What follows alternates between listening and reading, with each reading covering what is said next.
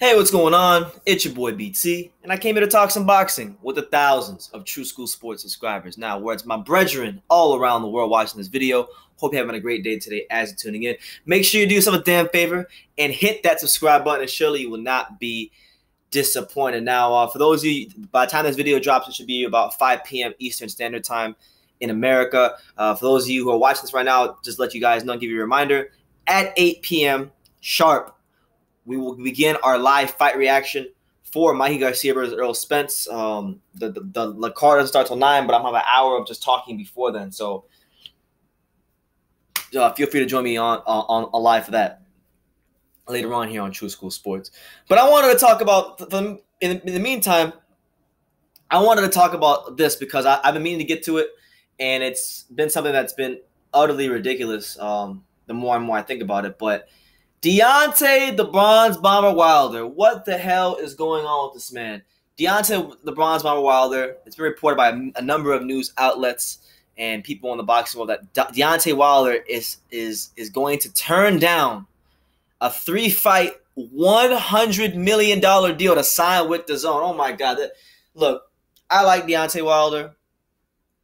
He's not my favorite. I mean, I'm a fan of boxing, so I respect what he does in the ring. I made videos defending him. I made videos criticizing him. I've been on both sides of the spectrum with Wilder. But recently, in light of Tony Bellew's recent comments where he said he was the worst heavyweight champion of all time, I pretty much told Bellew that he was wrong. And if Tyson Fury if he would have agreed to fight Wilder at in a rematch immediately, then Wilder would have been in a better position. But Fury decided, no, we're not going to do that. We're going to go to ESPN. We're gonna have some fights to get some even more ring rust off, and we'll clear the path for Joshua and Wilder to fight for Undisputed. And that's what he did. And now Wilder's kind of let out to dry. But Eddie Hearn, Dazn, John Skipper, and folks, they have reportedly made him a 3-fight deal worth $20 million. No. $50 million. No. $80 million. Absolutely not. But $100 million fulfilling dollars, like Dr. Evil would say. $100 million fulfilling. So he's getting offered a lot of money. That's got to be like, that's definitely 90 million plus more than he's made any other fight in his career. And if he turns this down, I will tell you right now, if Deontay Wilder, because they're saying on Tuesday he's supposed to announce his next move and his next fight and all this stuff. So come Tuesday, if Deontay Wilder decides, for whatever the reason may be, that he is not going to sign with Dazn, he is going to forgo fighting Anthony Joshua, he's going to keep the WBC belt hostage, then I'll say it like this. He's not the worst heavyweight champion of all time, but he's definitely acting like the biggest I don't want to disrespect the guy, but he's acting like he's hoarding the belt. You ever see those old ladies in their houses where they got like 1 million cats and they don't know how to get rid of the damn cats, but they just keep hoarding all the cats, and they got like milk from like 5 years ago just sitting in the refrigerator? That's what Deontay Wilder is right now in the heavyweight division. Because, I mean, what more do you want? Anthony Joshua, okay, you can't fight. You're not going to fight Fury next. Fury has decided to go his own route. He's went his own way, and he's going on ESPN. He's going to take some fights to knock some cobwebs off and get some rounds in, which he should be afforded the chance to do because he fought two bombs pretty much before he fought you, and then he stepped in for you in America, came to your backyard, and pretty much saved the heavyweight division from being completely overruled by two guys who don't want to do anything in Anthony Joshua and Wilder. As far as fighting each other, that's harsh. That's harsh. Anthony Joshua wants to fight Wilder. But it becomes more apparent. It's becoming more apparent that Wilder doesn't want to fight Joshua, that Wilder is scared to lose to Joshua, that Wilder knows that if he loses in devastating fashion and gets knocked the hell out by Anthony Joshua, which is very, very possible, that his stock will go down and he will be what the people in the UK would say, a waste man in the heavyweight division. And, it's just, let's get into it, man. I've been rambling for almost 5 minutes here. Let's get into it. I got the article in front of me. Talk Sport. Big shout out to the fine folks at Talk Sport. Here's how the deal breaks down. So basically, Dazn offered him a 3-fight deal worth $100 million. Okay, and in that 3-fight deal, the first fight would be against Dominic Brazil, his mandatory challenger, in the middle of this year. That fight would be he'd make $20 million, right? So as soon as he goes in and does the business against Brazil, that's $20 million in the bank. Boom. Then fight number 2, which would be later on this year, probably around like the fourth quarter of this year. He fights Anthony Joshua late 2019 for a purse of plus. Okay. Then a rematch in early 2020 for another 40 million plus. So I don't know if he turns this down. He has the worst team in the history of boxing. Like, who turns this down? You're fighting for Undisputed. You're fighting to be the baddest man on the planet. You're fighting to you're getting life-changing money. If you turn this down, Deontay Wilder, you are, I don't know what the hell you're doing if you turn this down, because, it's everything you could possibly want in boxing, okay? And we've heard many a times from him, one face, one name, one champion. And now you have a chance not only to just become one face, one name, one champion, but to be the baddest man on the planet, to also be,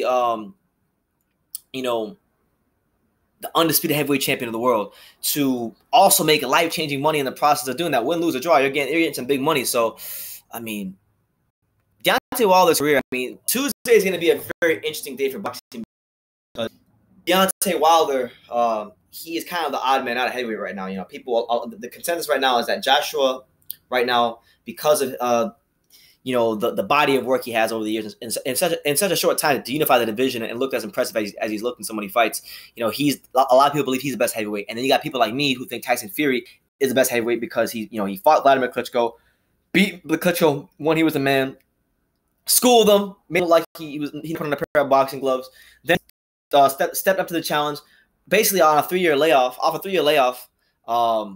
Deontay Wilder in America, came to LA, outboxed him, got robbed of the biggest comeback in boxing history. But the consensus is that he won that fight, and it's such a clear consensus that people aren't even getting mad at him for signing on ESPN. The only people that I've seen mad at Tyson Fury for going to ESPN are the Deontay Wilder fans and fanboys. They're saying he ducked the rematch, but how could he duck the rematch when he's the one who took this fight in the first place? He's the one who stepped up to the plate, and if it wasn't for Tyson Fury, the whole landscape of the division would hinge on Wilder and Joshua, and they could just freeze each other out, and Wilder's team would just duck Joshua, and Joshua's team would just go on about the business and continue fighting other top-end ranked opponents, and the division would be very boring and mundane. But Fury's added a lot of excitement to it because now we have a guy that can legitimately be the kingpin of the division. You see what I'm saying? So I honestly don't know. At this point, I don't know, because it's right now, as I'm shooting this video, it's March 16, 2019. We've been talking about Wilder versus Joshua negotiations for well over a year now.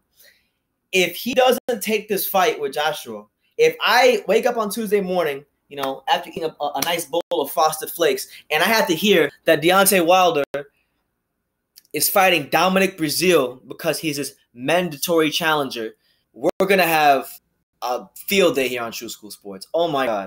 I've grown to like Wilder, the way he fights, even though it's very wild. And last year he earned a lot of respect from me for last year. I saw him fight late in 2017 when he fought Stavern. That was fun to be there. So I like Wilder, but I want to, as an American who wants to see boxing in America thrive, I'm really trying not to be so damn disrespectful to our American fighters, but I expect a lot from our American fighters, and they're not really delivering. So that's why I'm so hard on our American fighters, and we gotta do better. We gotta do better. I don't know, man. If Deontay Wilder decides to fight Dominic Brazil, it's RIP to heavyweight boxing in America. Heavyweight boxing in America is already on life support. You got if we ask ourselves right now, who are the 3 best American heavyweights? Right? You have Deontay Wilder, who's the clear cut, no doubt about it, best American heavyweight. You have Jarrell Miller, okay, who's good, but he should really be your country's second best heavyweight. I don't know. We'll see on the first how good he really is against Joshua. And then you got Adam Kaunaki, who I think is a good heavyweight, but come on. And after you get past those guys, you got your Trevor Bryants, Dominic Brazils,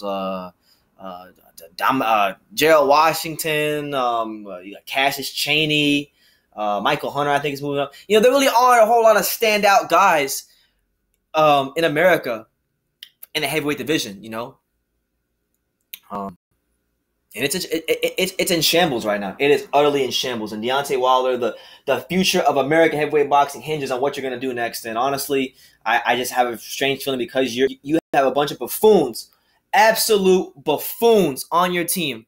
I'm talking about Shelly Finkel. You know, Shelly Finkel. Running your career straight into the ground. You sideswiped Klitschko, and you could have been fought for Undisputed in 2015. You sideswiped Klitschko, and you went the other way. You know, you went to you could have fought, you know, had been unified the division years before Joshua or Fury got their hands on a belt, and you just failed to do it. So I mean, 100 million. What like I don't want using the word disgrace because I think it's a very harsh word to use, but I mean, as a boxer, as a fighter at the top of boxing, you know, when you get into any professional work, right, you want to be at the best. You want to be at the top level, right, for the most part. You want to be afforded the chance to at least go as far as you can go.